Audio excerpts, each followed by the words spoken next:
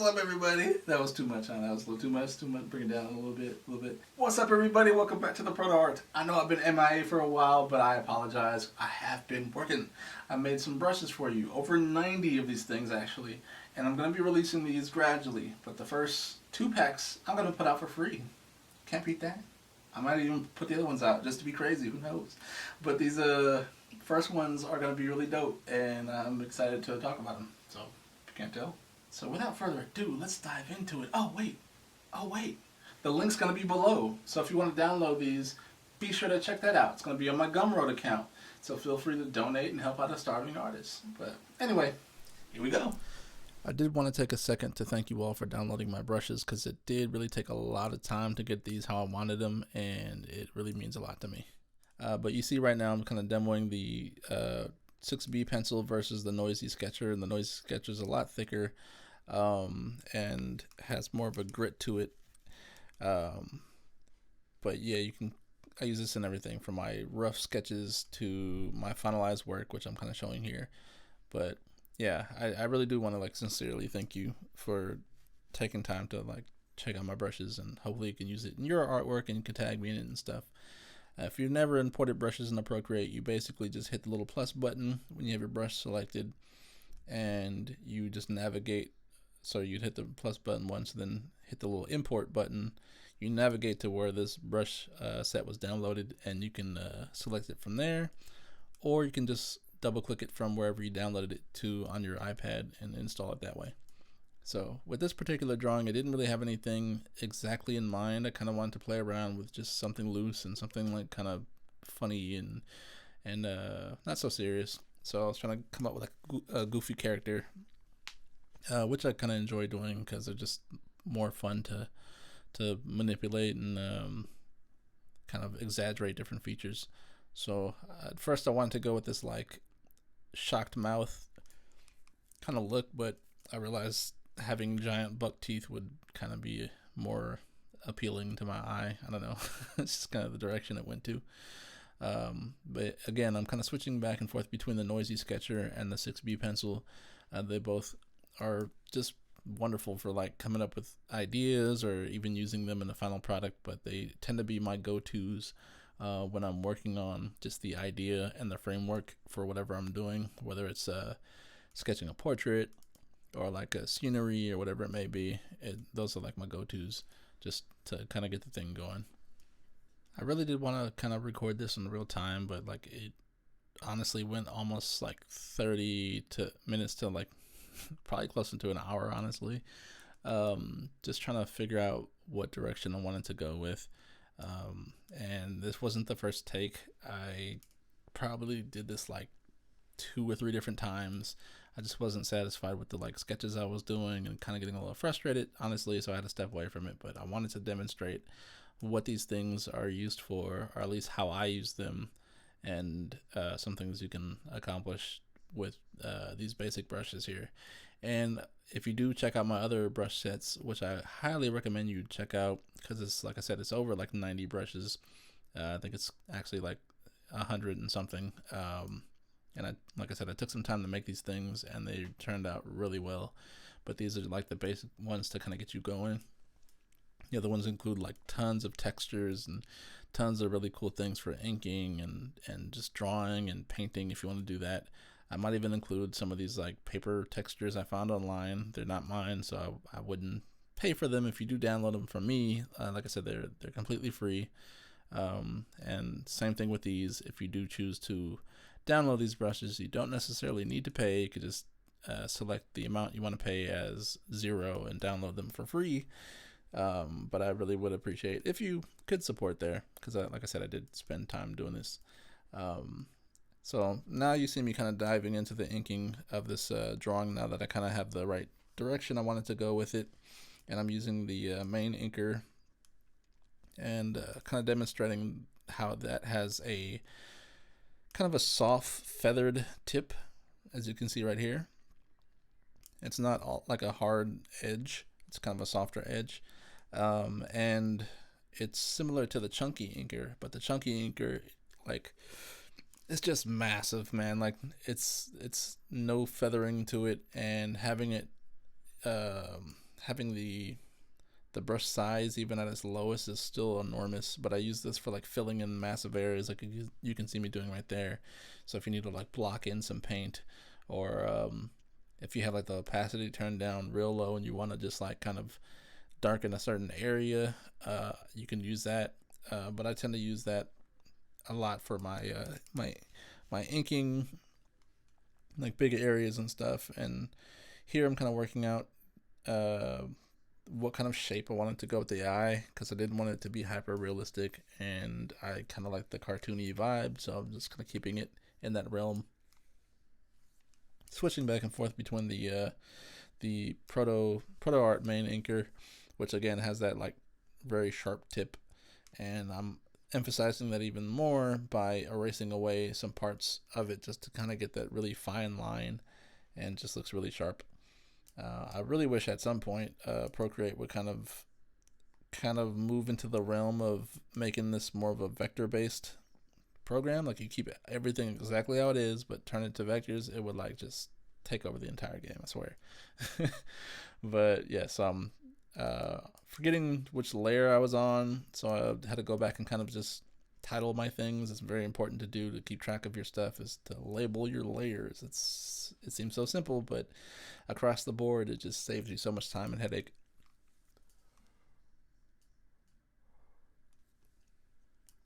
Like there's been so many times where I kind of lose track of what layer, what was on what layer, and kind of accidentally paint over the wrong one and have to try to undo it and go back, and it's just a nightmare.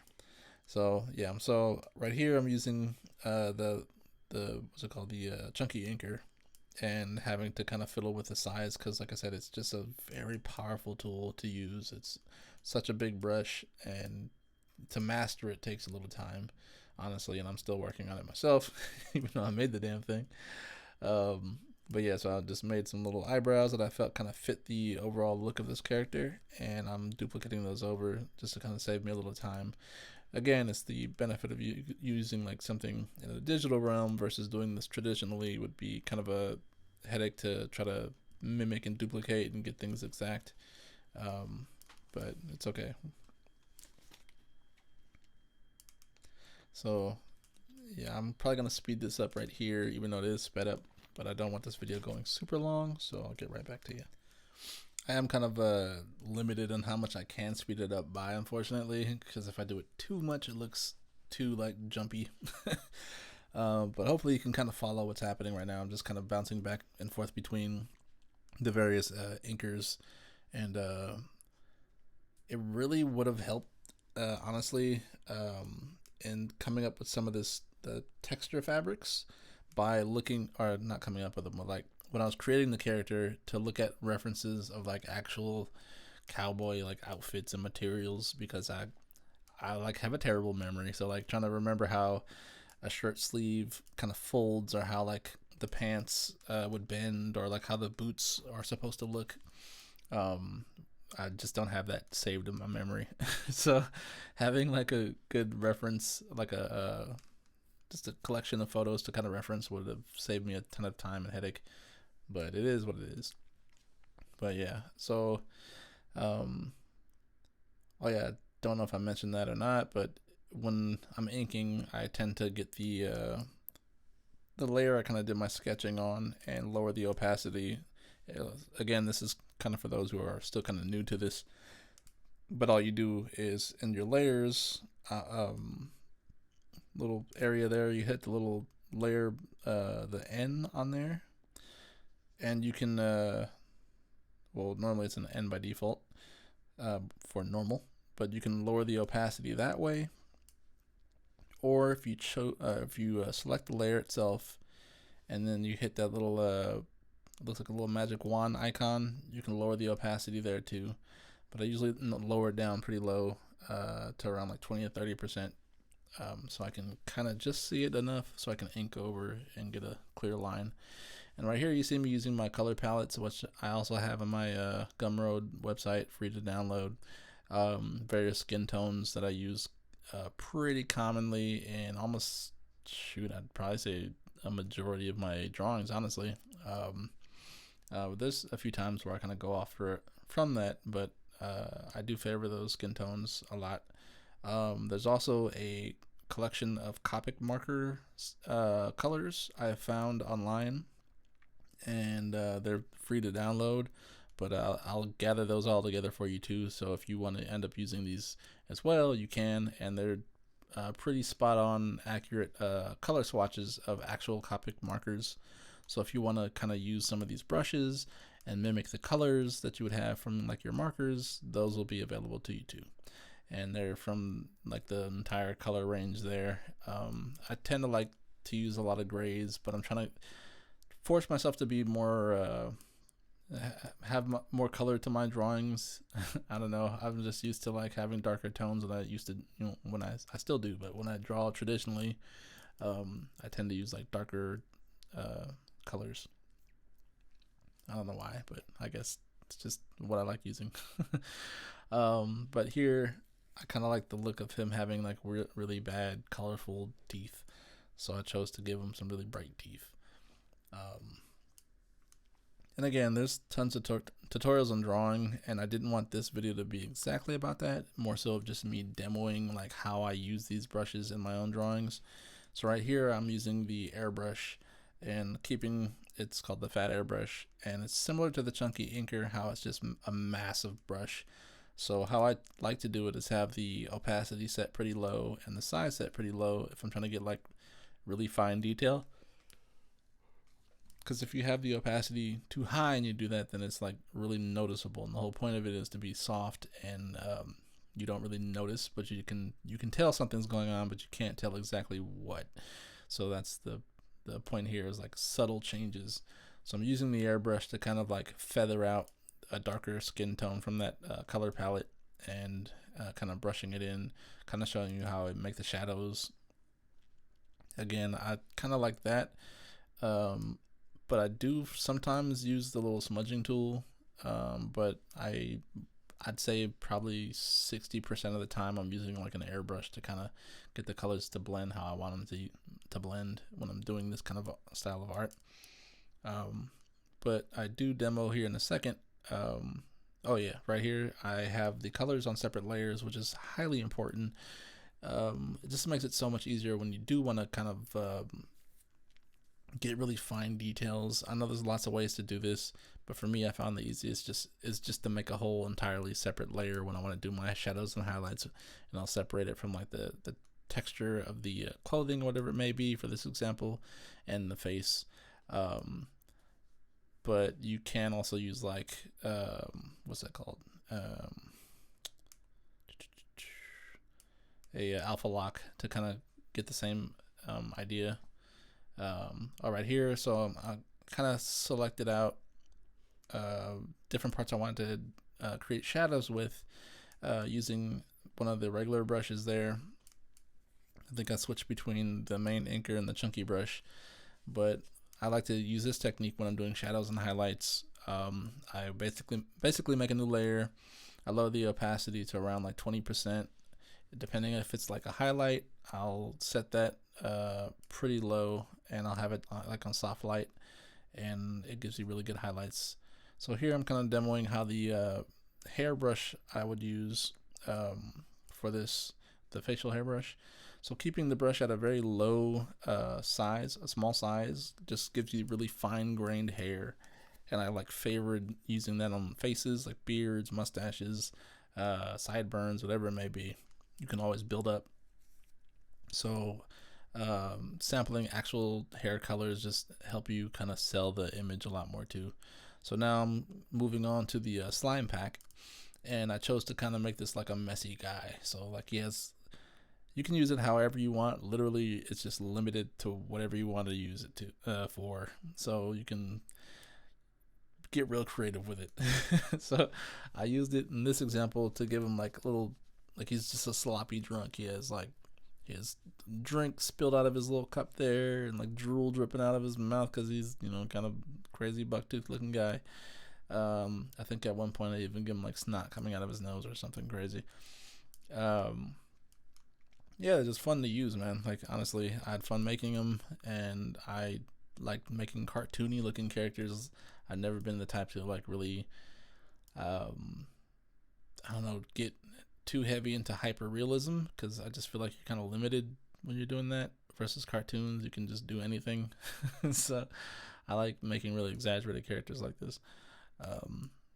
But yeah, so that's what this demo is illustrating right now. So for the slime pack, basically you would choose a brush, and it's more so of a stamp versus a brush. So you just select it, tap once on your screen, and with the little arrow tool, you kind of just resize it and reposition it, and then it's good to go.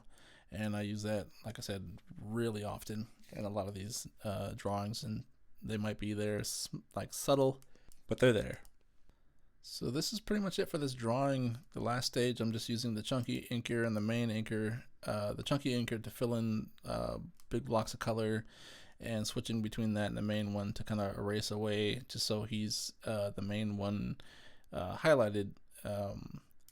But yeah, I just wanted to kind of demo showing you what you can kind of accomplish with just these 6 brushes. You can do quite a bit, and these other ones, like I said, are like over I think it's closer to 100 plus brushes. Each pack has like 20 brushes in it. These first 2 were just kind of get you started, but the rest have all kinds of textures and stuff. And I'll try to like make another video demoing or maybe creating a different drawing using, you know, each brush in the set somehow uniquely. Maybe that'll be the next thing I do. But hopefully you enjoyed. Be sure to like, subscribe, and I'll talk to you guys soon. Peace. Why am I doing this with my hands? I don't know. I really don't. What's up, everybody? Welcome back to the okay. Get loose, get loose. One more time, we're gonna do like this. We're gonna do like. What's up? No, that's what. There you go.